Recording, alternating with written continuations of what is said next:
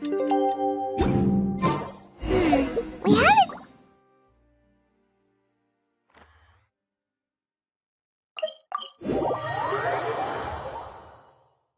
Well, guess there's no point in worrying about it now. Let's go join up with the others.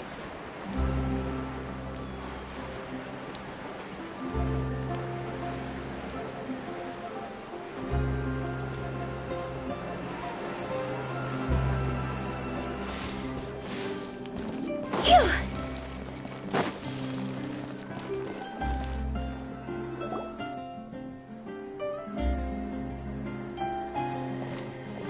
Good morning! Hayaka and I were just talking about you. Is Chevreuse still not joining us today? Probably not. We haven't seen her either. Huh? That's such a pity. Director Farina said that we've only got a few small scenes left before wrapping up the entire thing. She even said that she'll get me into a couple scenes, so everyone will have a chance to shine in front of the camera. We were also planning on having a victory feast once we're all finished filming. You can join us, right? If only Chevreuse was here. I still haven't taken a photo with her. I'm afraid that can't be helped. Those special patrol folks are like phantoms when they've got a case on their hands. But to be honest, I'm even more concerned by what I read in the Steambird earlier this morning. It said that the killer in the murder case was none other than the author of the Two Musketeers. Oh yeah, I heard about that too. He came forward and confessed his crimes, but gave no explanation as to why he pulled the trigger. We didn't know about this case at all when we joined the film. Is it going to affect the reception of our work? From a pure publicity standpoint, this will draw a lot more attention to our film. I have to say, though, that no director can be perfectly comfortable with garnering attention through means other than artistic skill. To be fair, I feel like that ship sailed the moment you allowed yourself to be named as the director on our posters. It's not my fault that I'm super popular. What was that saying again? My popularity has, Sunk to an all-time low? spread to the four corners of Teyvat.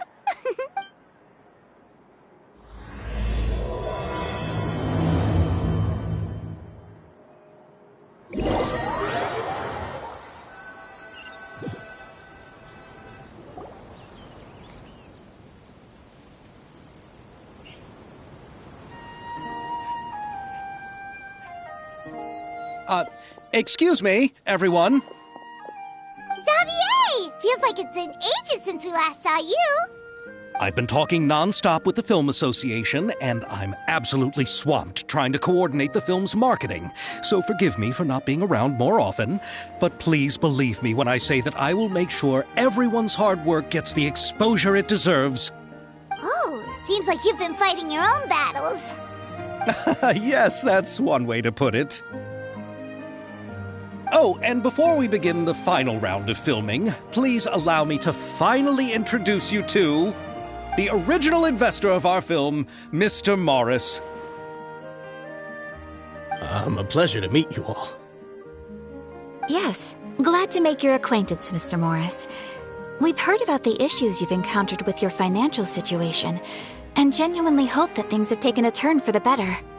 Oh, well, the situation has indeed improved somewhat. Don't worry, Mr. Morris. Accidents and last-minute challenges happen all the time. There's no need to blame yourself over it. The good news is that we're almost done filming now, and I would even say that this is the best story I've ever seen. Is that so? I see, that's great news. All right, now that we've gotten all the pleasantries out of the way, let's get this show on the road. We'll mostly be filming typical people and scenery from the streets today to improve the sense of environmental ambiance in some parts of the film. Oh, and there'll be a cameo for Mr. Kamisato and Miss Yoimiya as well. They'll be used to show outsider perspectives on the fates of the two musketeers. That's right. Ayato should be here any minute. Excellent! Then let's start with the scenery shots. Camera and clapper loader, you're up. Yep, we'll be ready. Remember, all we we need are some wide zoom shots of the streets. If you happen to find some particularly lovely patches of flowers and grass, feel free to grab some close-ups of those as well. Ready? Lights! Camera! Action! Okay, now move the camera slowly. Try to focus on that flower. What's wrong? Just adjust the focal length a bit.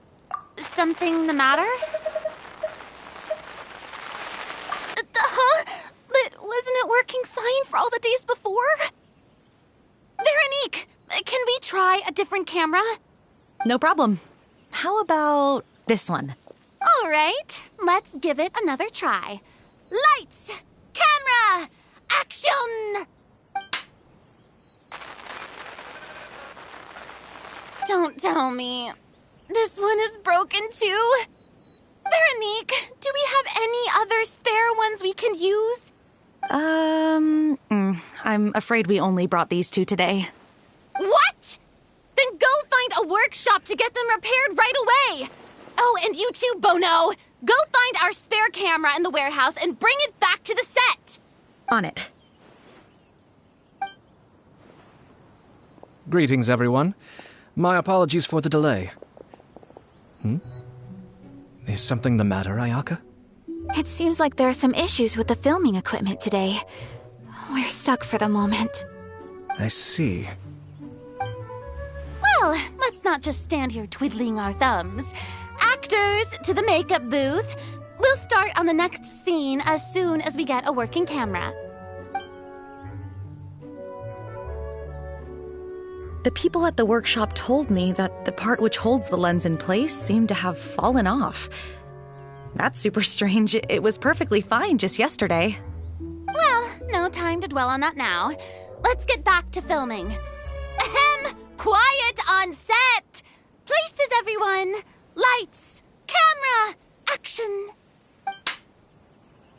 By the way, have you heard about that recent murder case? Yes, I have. It seems that they've caused quite the commotion in the city. I heard that the chief of the guards is so mad about not catching the culprit that he's about to explode. Oh? I find that quite hard to imagine, considering how he already looks most days. Director, we have a problem. Oh, we're in the middle of a take! Couldn't you wait until we wrapped up this scene? No, Director, our film, all the finalized film that we've been keeping in the case has disappeared. Oh, wait, what did you say? Mr. Bono, please take me to where the film was kept right away. I'm coming too. No, Yoimiya, you have to stay here. Oh, okay, listen up. Everyone who's not working on this current scene can go with Bono to look for the film. Everyone else, stay put and wrap up the scene. Unbelievable. How could all these problems happen in just one day? We're back. How did it go? Did you find the film? We found it in the sewers. Huh? In the sewers? Is the film still okay? We discovered it just in time, so we should still be able to salvage it. The others are checking now to see if we lost any specific scenes. Oh, you scared me for a moment there. I nearly thought we had lost everything. I really don't want to experience that feeling of despair again. Okay, but who could have stolen the film and dumped it there? Could it be, some competitors working on other films? But if they wanted to harass us, why wait until the last day? Okay, we don't have time to really look into it right now. Let's strike while the iron is still hot and wrap this thing up once and for all. Yeah, let's finish it.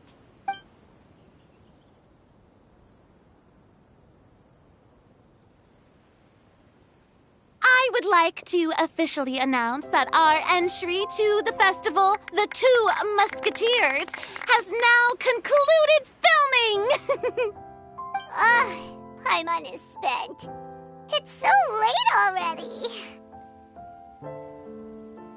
Even though the filming process proved to be extremely challenging, everyone provided valuable and unique contributions to the final product.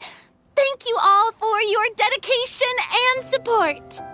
And just like Director Farina, I would also like to extend my most heartfelt thanks to all of you. Really, you've all helped me so much. All right, let's save the awards speech for later, and hopefully also get some rehearsals in before the real thing. Anyway, now it's time to party! Let's all make our way to the beach and have a celebration feast so loud and fun that even the blubber beast will want in. Party, party! Paimon wants to party!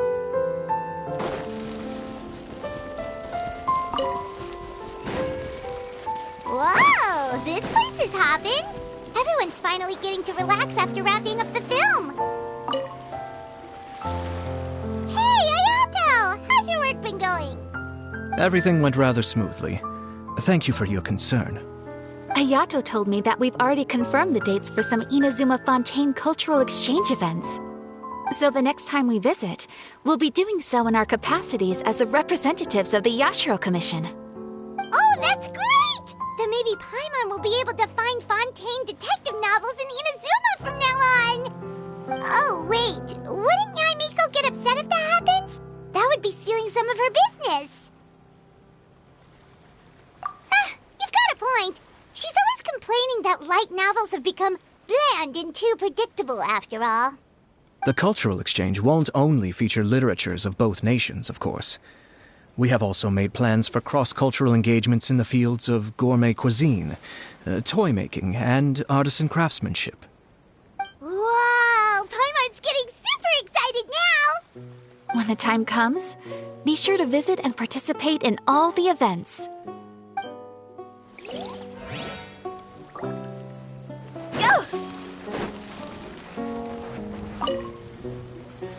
Farina! Oh, my darling clapper loader and camera operator. You've both worked really hard. Paimon thinks you worked even harder than us. Honestly, Paimon was getting a little tired of playing with the clapperboard by the end of it. Worst of all, Paimon started having dreams of you shouting, "Lights, camera, action!" into Paimon's ears. The actual dream can't even start until you've yelled that.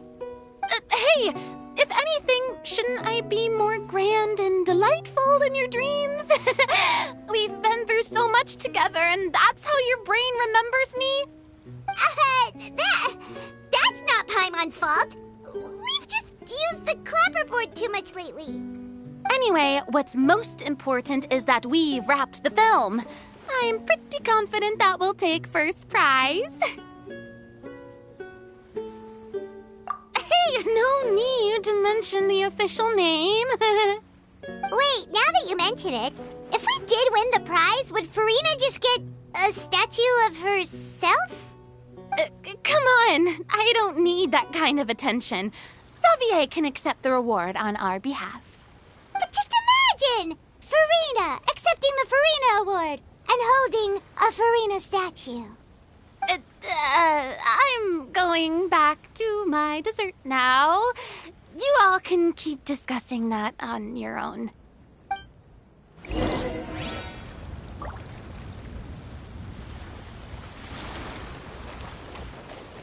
Phew!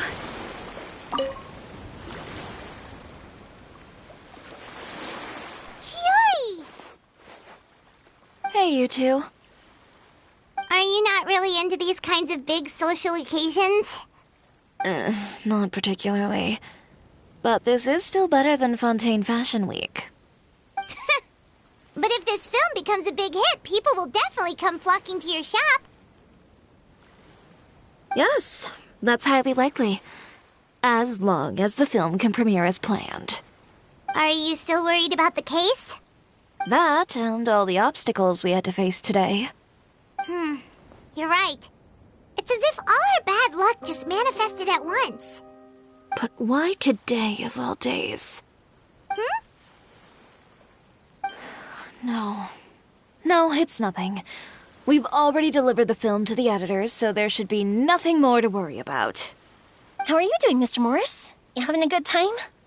Well, you could say that. Do you happen to know when the party is scheduled to end? Judging by how much fun everyone's having, I'd say probably not until well after midnight. Is there something that you still have to take care of at home, Mr. Morris? Oh, well, I'm just not a late-night person, so I might take off shortly. Oh, no! Silly me. I almost forgot something super important. Oh, what is it? I prepared a whole batch of fireworks for the party, but I forgot to bring them over from the warehouse. Fireworks, you say? That's, truly a pity. Sorry things didn't go as planned. Could you help me carry them over, Mr. Morris? I won't be able to fetch all of them by myself. Me?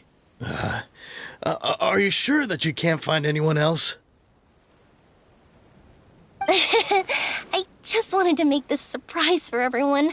The warehouse isn't far from here. We'll be there in no time. Pretty please, Mr. Morris. These are some of the best fireworks I've ever made. So I also want you to see them before you leave. They're stunning. I promise that they'll be a once-in-a-lifetime experience that you'll never forget. But... It's okay. Just come with me. If we're sneaky enough, nobody else will see us leaving. All right. The warehouse is right over here. I moved the fireworks there in advance, so it shouldn't be too much work bringing them back. It's still a ways away from the party. Sorry about that, Miss...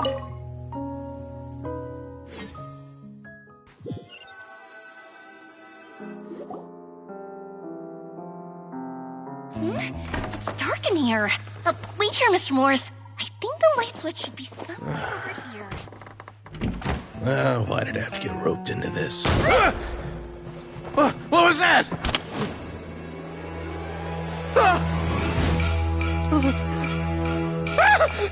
Who's there? Get me out! Get me out of here!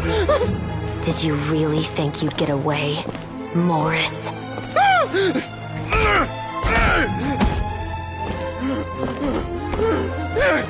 You've got the wrong guy! It wasn't me! I'm not the killer!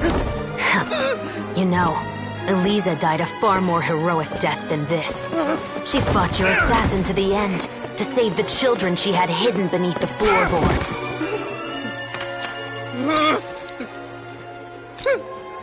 That is Eliza's pendant. The one with a photo of you two inside. The one you gave her. Ring any bells? It's a fake! It has to be! There's no way! No way your assassin didn't destroy it, you mean?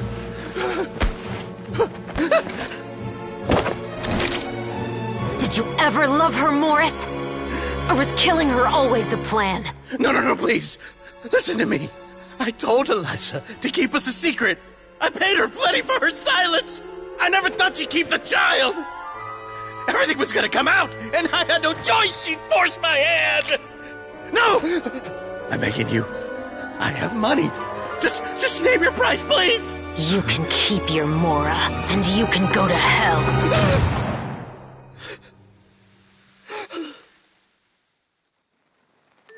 I'm Captain Chevreuse of the Special Patrol. Morris, you're under arrest for Eliza's murder. Huh?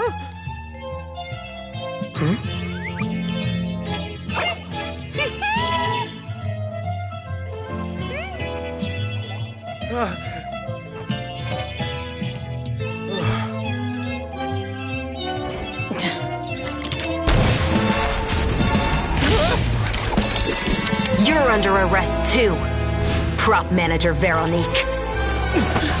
Or perhaps I should call you the Second Musketeer.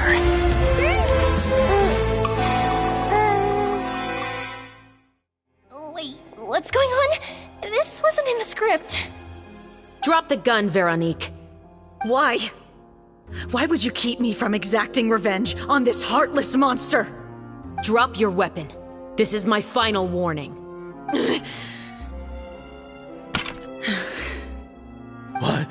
What is going on?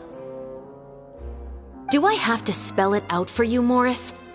Everything that took place just now was staged to get you to confess the truth. But this last part is all improv, of course. Chevreuse, you told us you wanted us to help you stage a play. You never said anything about the second musketeer. It's because even I had no way to confirm my theory until now. Thank you for your performance, Yoimiya. Could I trouble you to go and bring in the other Special Patrol members? They should be on standby just outside. Oh, and please tell the other cast members not to worry about us. We'll be rejoining them shortly. On it!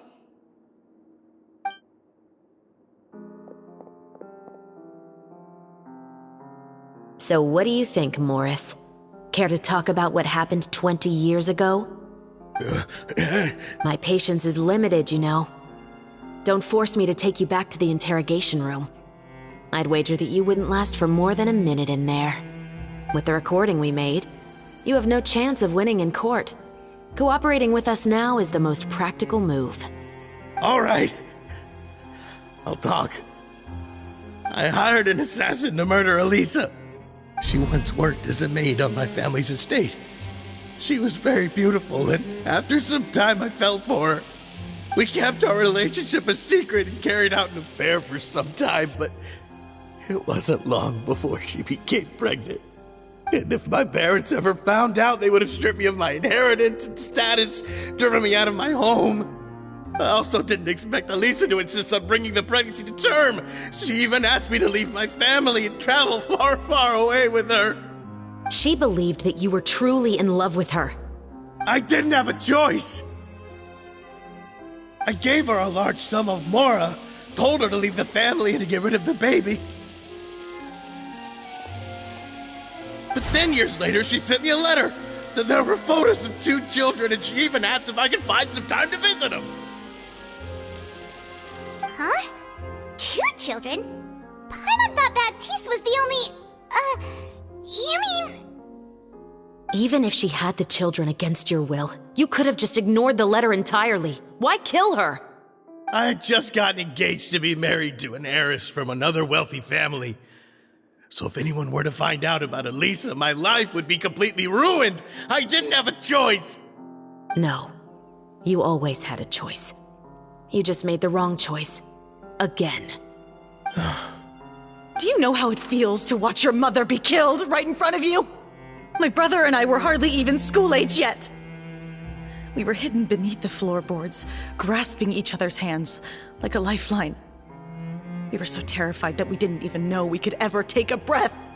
All we could do was to watch Mother try to fight back, and then collapse to the floor.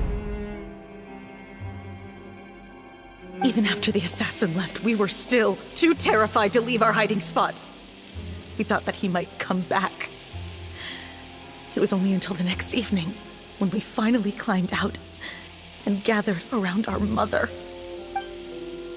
But she had already become cold and stiff to the touch. You made up your mind right then and there to bring this case to light. Not only that, we resolved to get our revenge. And that's why you became the Musketeers. No, that's why I became a musketeer.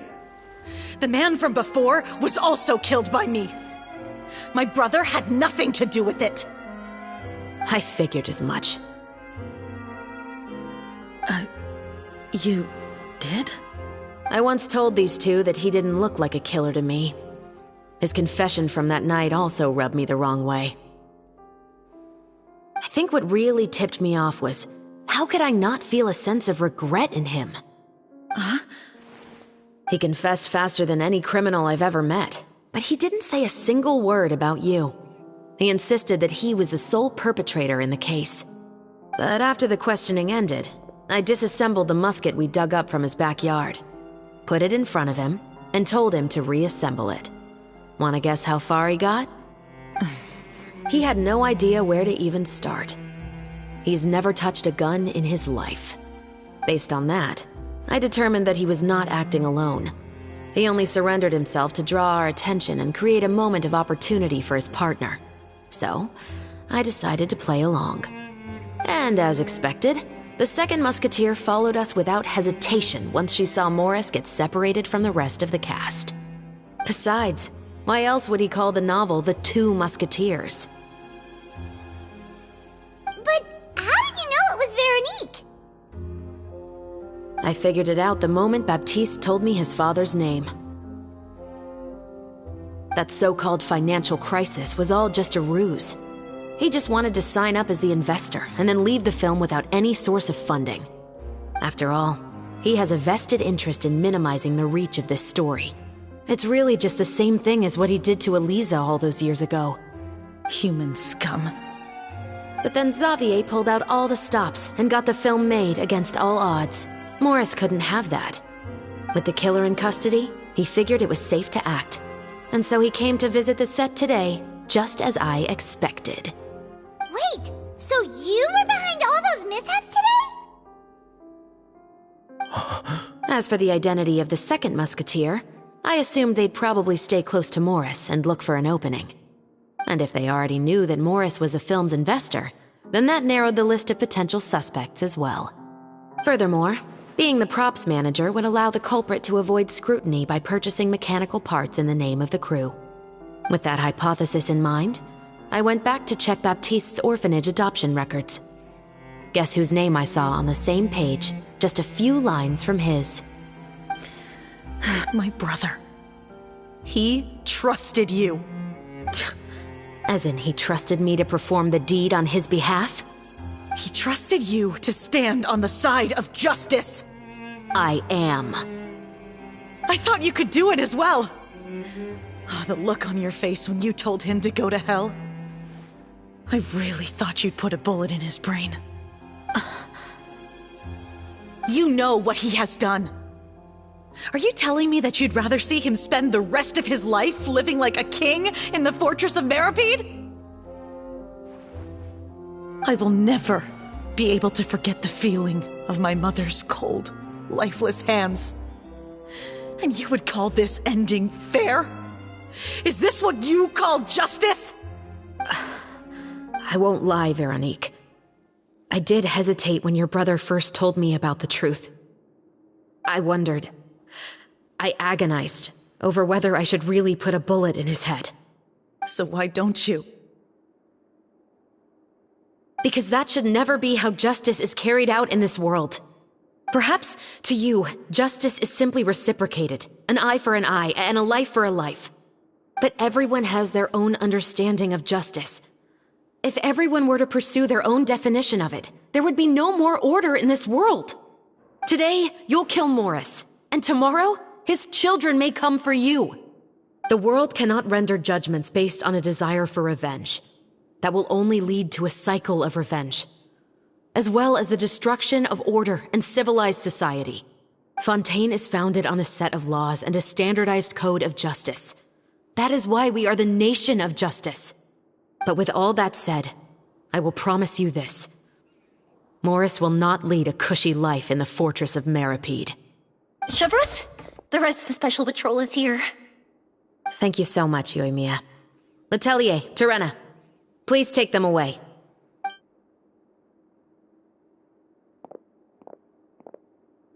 I still can't agree with your reasoning. I know. Justice has not been delivered. At least, not today. Chevreuse. Let's go. We should give an explanation to the crew. Thank you for your concern. I'm just thinking about the things in life that have driven people to take justice into their own hands.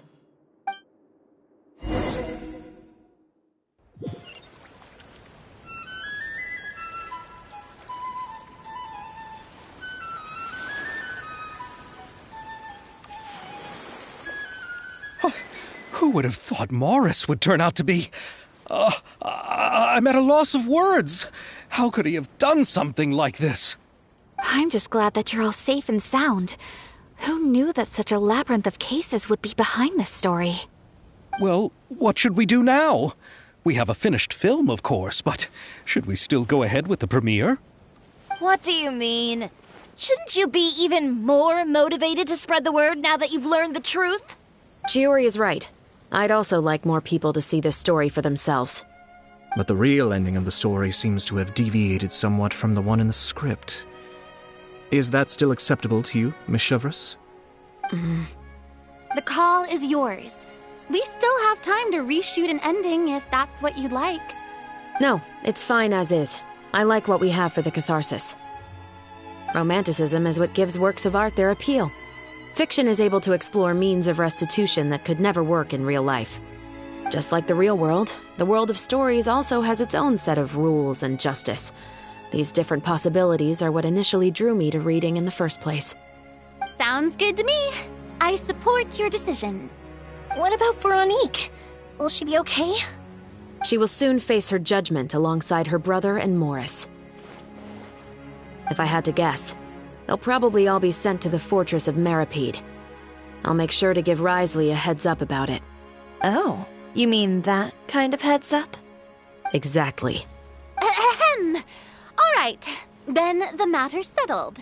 Now that everything's been taken care of, there's no reason for us to keep looking all gloomy and grumpy. Let's get back to the feast and enjoy each other's company.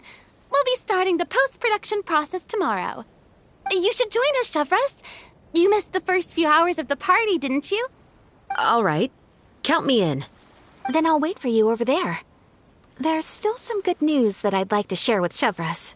Traveler, Paimon, could you wait for me by the sea after the party ends? I'd like to go on a brief walk with the two of you. Thank you very much.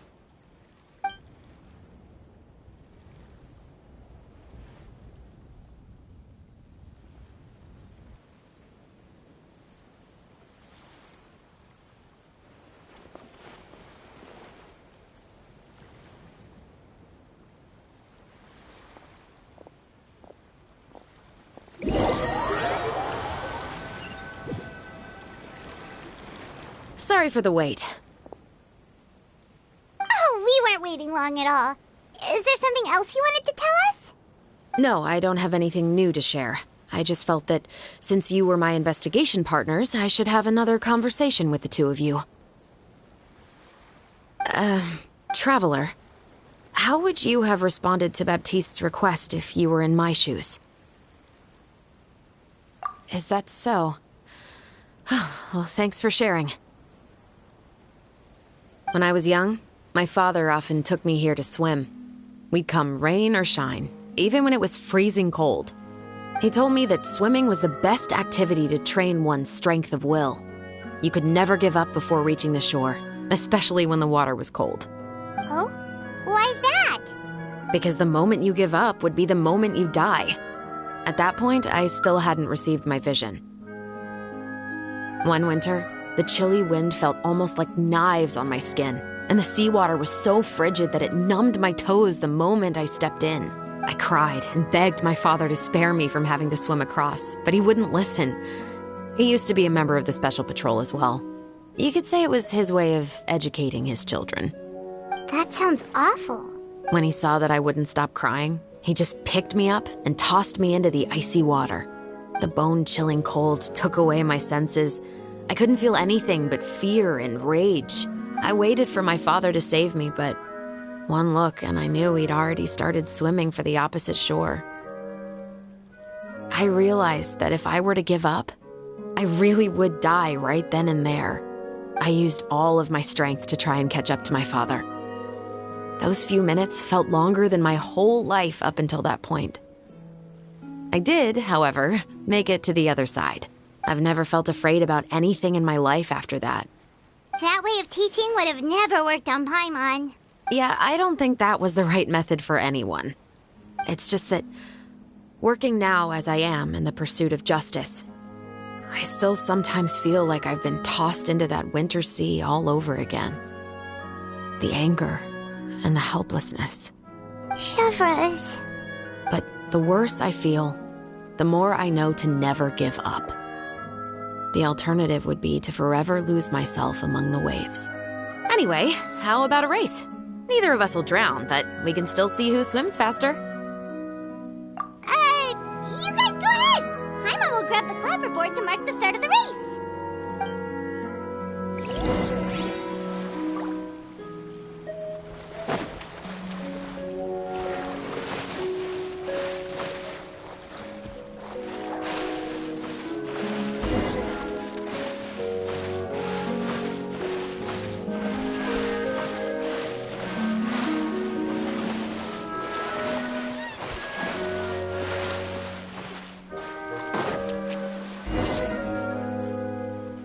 Oh, that felt good. You were so fast in the water, Chevreuse.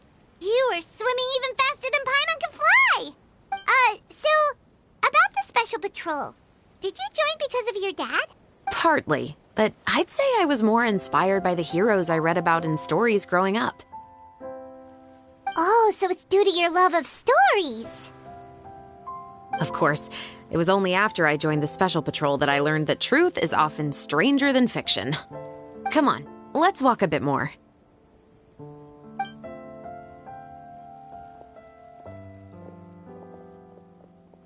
To be honest, I do sometimes question whether the decisions I make are the right ones. But I know that no matter what, I must keep swimming. Because the only thing I've got my eyes on is the shore in the distance.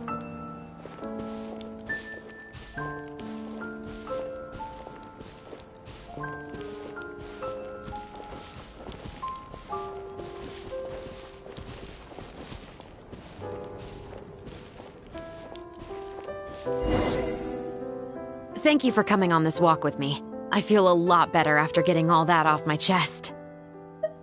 Huh. We're nearly back at Baptiste's house. Huh. You're right. I didn't realize we were so close. He really did plant a lot of flowers. It's just like how he described it in the story. Huh? Wait. Paimon, Traveler, look! The rainbow roses in the garden. They're in full bloom now.